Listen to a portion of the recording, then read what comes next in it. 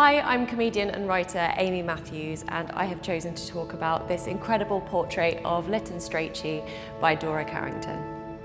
When I first arrived at the portrait all those years ago, I didn't know who he was.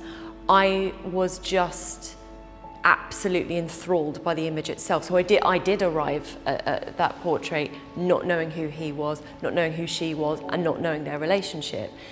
And it's interesting that what drew me to it was that it felt like I was getting access to an intimate moment. Like, I think that's what really drew me to it. Also, there's a real peace in it. There was love in the gaze. I didn't know what that was at the time. That's not a stranger painting a stranger to me. I think it's such a sort of beautiful moment that's been captured. I think irrespective of whether you know the biography, that absolutely leaped off of the image.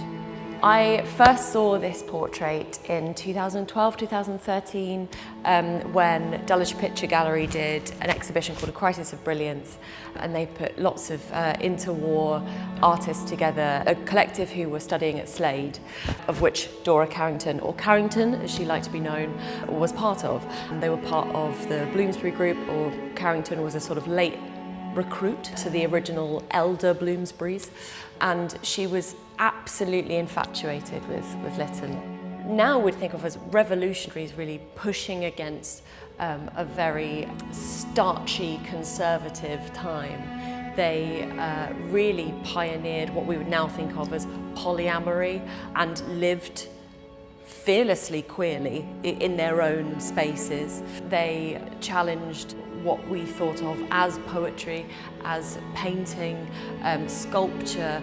I also think they'd probably be, hopefully, delighted to see certainly how far we've come in terms of queer representation and openly queer living. It doesn't feel voyeuristic. You don't feel like you're sneaking in on this private moment.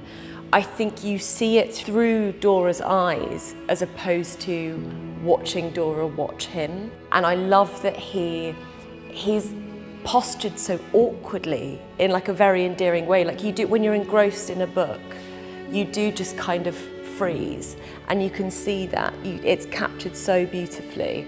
I think it's really important to remember that none of us arrive at the personal practice we are and have today in a vacuum. So it's really important to just sit and take stock sometimes and just appreciate, to bathe and to bask in their work and who they were as people. And I would love to know what portrait inspires you this celebration day.